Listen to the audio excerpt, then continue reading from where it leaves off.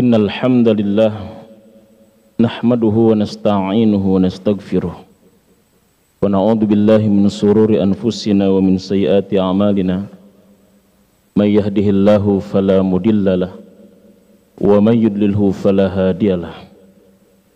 Asyhadu an la ilaha illallah wahdahu la syarikalah wa asyhadu anna Muhammadan abduhu wa rasuluhu la nabiyya ba'dah. Allahumma fasholli wa sallim ala nabiyyina Muhammadin wa ala alihi wa ashabi ajma'in. Amma ba'du, fa ya ayyuhan nas usini wa iyyakum bitaqwallahi faqad fazal muttaqun. Qala Allah ta'ala fi ayatihil karim, a'udzu billahi minasy syaithanir rajim. Bismillahirrahmanirrahim. Wa dhannuni idh dhahaba mughadiban fazanna allan naqdiru alaihi fanada fi zulumat alla ilaha illa anta subhanaka inni kuntu minaz zalimin. Fastajabna lahu wa najainahu minal ghammi wa kadzalika nunjil mu'minin. Al-ayah. Shadaqallahul azim. Hadirin jamaah salat Jumat rahimakumullah. Setelah beberapa bulan kita lockdown dan melakukan berbagai macam aktivitas keseharian kita di rumah, kerja di rumah, ibadah di rumah, belajar di rumah, dan berbagai macam hal, hatta silaturahim lebaran pun kita lakukan di rumah. Pada hari ini dan saat ini kita kembali melakukan aktivitas kita di luar rumah, walaupun tentu dengan protokoler kesehatan yang juga sedikit ketat. Kondisi lockdown ini sebetulnya mengingatkan kita kepada sebuah kisah Rasul Allah Subhanahu wa Ta'ala yang bernama Yunus bin Matta alaihi salam. Nabi Yunus alaihi salam adalah salah satu nabi yang pernah di lockdown oleh Allah, yang pernah tinggal di dalam perut ikan dalam waktu beberapa hari. Di sini para ulama tafsir dan sejarah berbeda. Ada yang mengatakan 3 hari, itu adalah pendapatnya Qatadah. Ja'far As-Siddiq mengatakan sekitar 7 hari. Abu Hasan dan Abu Malik mengatakan di lockdownnya Yunus di dalam perut ikan paus selama 40 hari 40 malam. Dalam kondisi di lockdown seperti itu, Nabi Yunus mengalami kesulitan karena berada dalam sebuah kegelapan yang begitu dahsyat dan tidak terpikirkan dan terbayangkan oleh kita semua. Di lockdown berhari-hari tanpa listrik, tanpa wifi, tanpa handphone dan lain sebagainya. Sehingga saat seperti itu Nabi Yunus alaihissalam meminta kepada Allah dengan zikir khasnya yang diabadikan dalam Al-Quran, sehingga dengan zikir ini Yunus dibebaskan oleh Allah dari itu semua. Masuknya Yunus ke dalam perut ikan dalam kronologis sejarahnya adalah karena beliau satu nabi yang kurang sabar dalam menyikapi objek dakwahnya, dalam menyikapi mad'unya. Semua nabi diutus oleh Allah kepada kaumnya untuk menyeru kepada Allah, menyembah kepada Allah dan meninggalkan sembahan kepada selain Allah. Dari Nabi Adam sampai Rasulullah sallallahu alaihi wasallam. Tapi ternyata kaumnya Nabi Yunus tidak langsung menerima dan menyambut terhadap dakwahnya Yunus. Kemudian Nabi Yunus agak sedikit kesal dan marah sehingga meninggalkan kaumnya. Dan dia pergi ke pinggir pantai, dan dia kemudian naik ke atas sebuah kapal yang besar. Dan ketika kapal itu berlayar, maka terjadi goncangan karena ombaknya begitu besar. Salah satu kebiasaan orang terdahulu ketika ada goncangan dalam kendaraan yang mereka tumpangi atau ada sesuatu, maka mereka kemudian introspeksi, evaluasi. Jangan-jangan di antara penumpang ini Ada orang yang melakukan dosa sehingga Allah dan Tuhan murka, sehingga menyebabkan goncangan ini.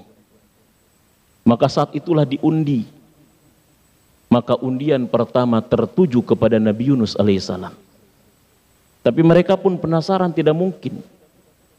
Tipologi seperti Yunus adalah orang yang punya dosa. Orang yang dimurkai Allah. Kemudian diulang undian itu, undian kedua tetap ditujukan kepada Nabi Yunus. Sampai undian ketiga pun tetap Yunus termasuk orang yang dikalahkan dalam undian itu.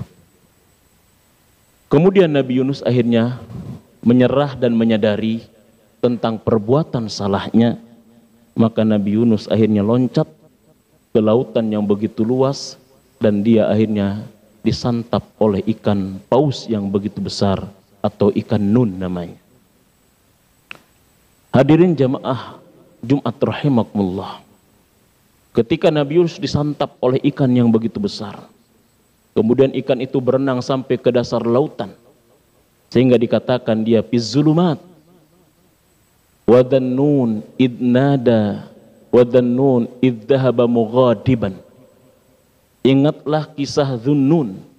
Zunnun adalah merupakan julukan bagi Nabi Yunus. Ingatlah kisah Yunus alaihissalam. Idzahaba mughadiban, ketika dia meninggalkan kaumnya mughadiban dalam kondisi kesal, dalam kondisi marah.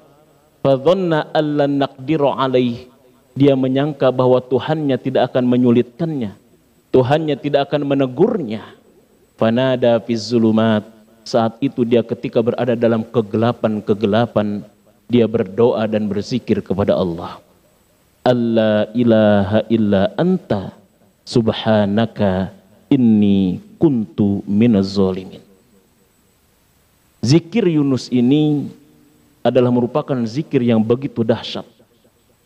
Sampai-sampai Rasulullah sallallahu alaihi wasallam dalam hadis riwayat Imam At-Tirmidzi di dalam kitab sunannya nomor hadis 3505, Rasulullah sallallahu alaihi wasallam bersabda, da'watu dinnun idda'a fi batnil hut la ilaha illa anta subhanaka inni kuntu minaz zalimin.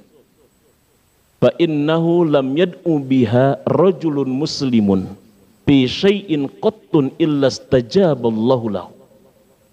Kata Rasulullah sallallahu alaihi wasallam, doanya Zinnun, doanya Nabi Yunus, zikirnya Nabi Yunus, ketika dia berada di dalam perut ikan paus, dia berkata dan berdoa kepada Allah, la ilaha illa anta, tidak ada ilah kecuali engkau wahai Allah.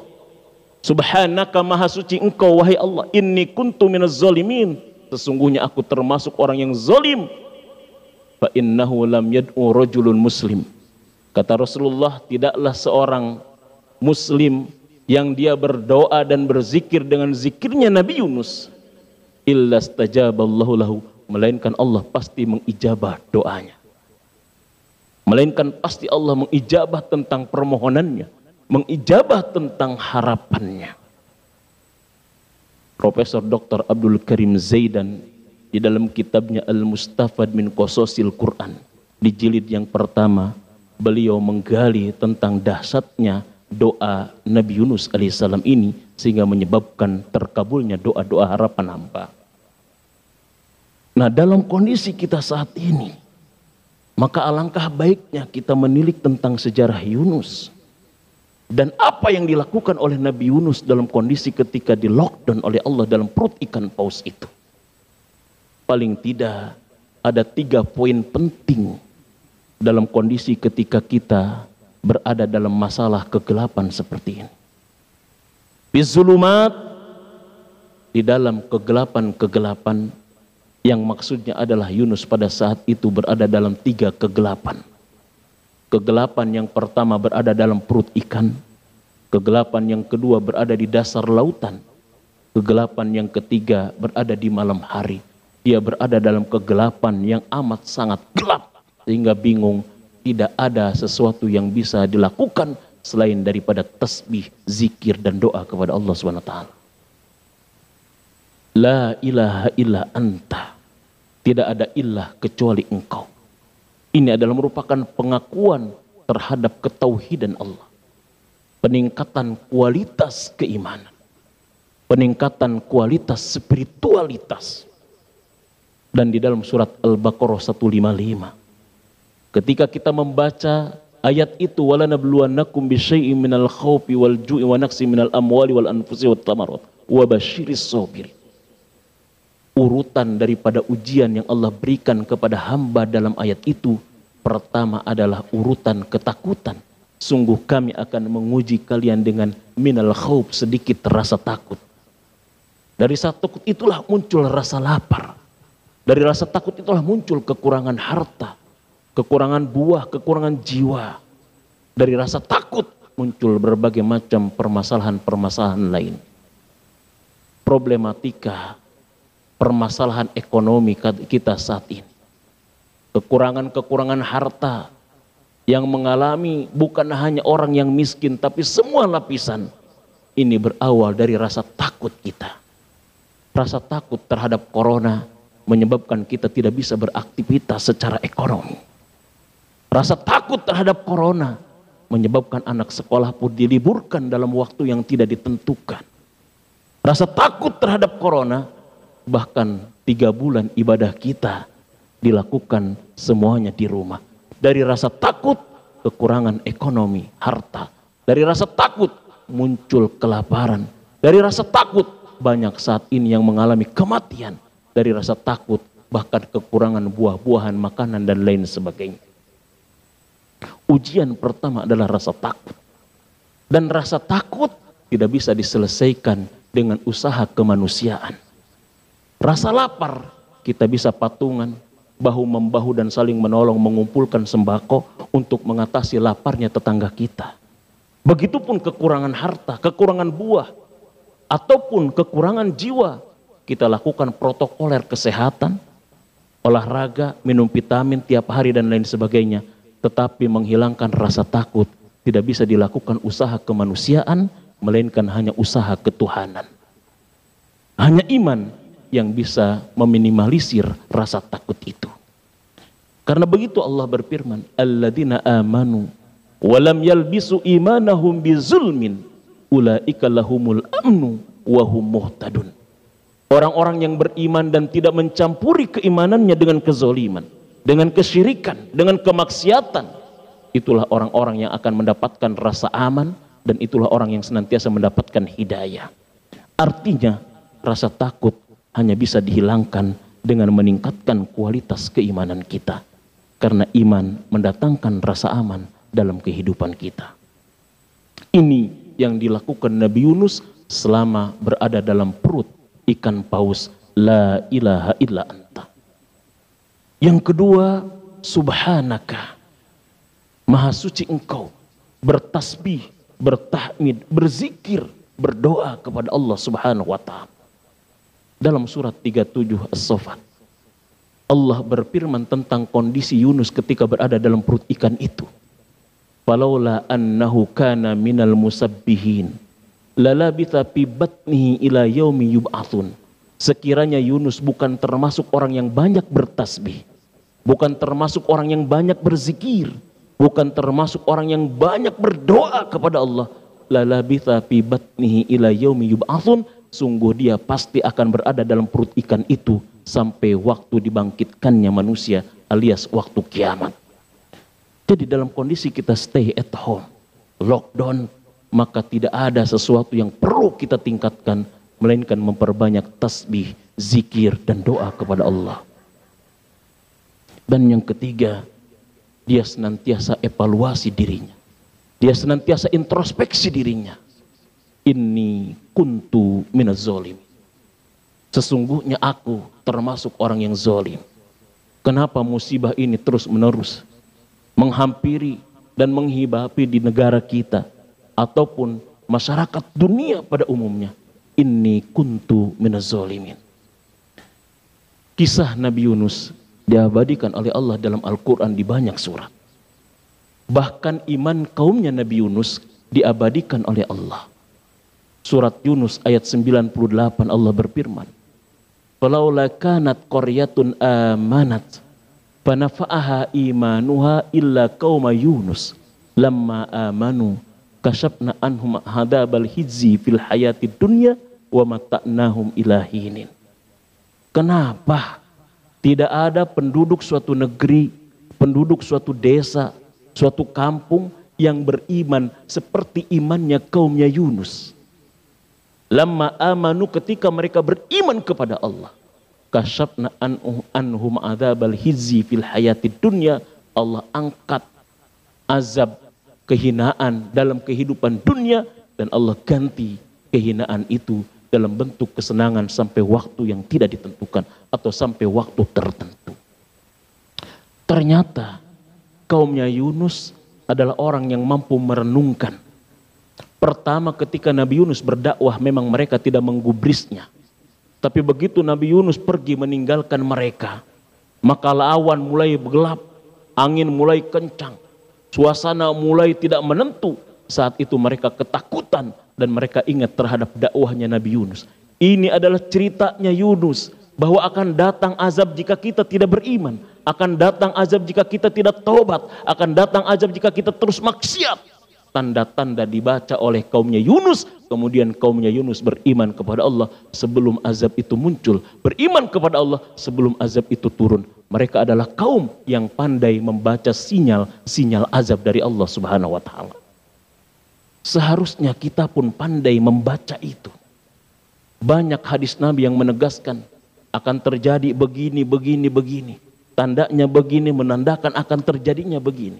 Kaumnya Yunus, mereka dilepaskan dari azab oleh Allah, dan mereka kemudian diganti azab itu dengan kenikmatan, disebabkan karena mereka kaum yang sadar dan pandai membaca alamat dan sinyal-sinyal sebelum azab itu turun. Inni kuntu minaz zalimin. Evaluasi, introspeksi, sesungguhnya apa yang terjadi bagian daripada perbuatan kezaliman kita kepada Allah Subhanahu wa taala.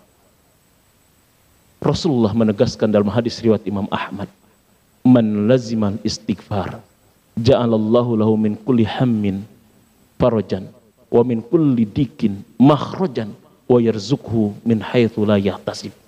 Siapa yang mendawamkan istighfar, memohon ampun kepada Allah, Allah berikan dia 3 hal. Allah jadikan kebingungan, Allah jadikan masalahnya kegembiraan, kesulitannya jalan keluar, dan rizki dari arah yang tidak disangka-sangka. Mudah-mudahan kita mampu mengambil ibrah dari musibah dan masalah yang kita hadapi saat ini. Kembali kita menengok ke belakang bagaimana kisah Nabi Yunus alaihissalam sehingga Allah bebaskan dari kegelapan itu. Fastajabna lahu wa najjaynahu minal ghammi wa kadzalika nunjil mu'minin. Kemudian setelah Nabi Yunus berzikir, dengan zikirnya itu maka Allah mengabulkan doanya. Kemudian Allah selamatkan dia dari kebingungan, dan kemudian Allah pertegas wa kadzalika nunjil mu'minin. Demikian kami selamatkan, bebaskan dan tolong orang-orang yang beriman. Mudah-mudahan kita termasuk orang yang pandai mengambil ibrah, cerdas dalam melihat sinyal-sinyal Allah, sehingga kita senantiasa introspeksi dan evaluasi masalah yang kita hadapi tidak lain adalah merupakan masalah yang memang akibat perbuatan kita sendiri. Bukan semata-mata kita cari jalan keluar, tapi mari kita cari jalan ke dalam. Apa yang kita lakukan sehingga masalah ini tidak keluar dari diri kita. Mudah-mudahan khutbah singkat ini ada manfaatnya bagi kita semua. Barakallahu li wa lakum fil Qur'anil azim. Wa nafa'ni wa iyyakum bima fihi minal ayati wa dzikril hakim. Aqulu qauli hadza fastaghfiru innahu huwal ghafurur rahim.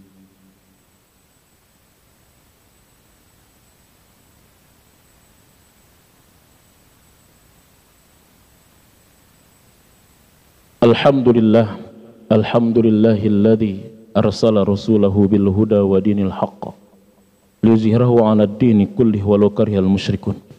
Asyhadu an la ilaha illallah wahdahu la syarikalah wa asyhadu anna Muhammadan abduhu wa rasuluhu la nabiyya ba'da.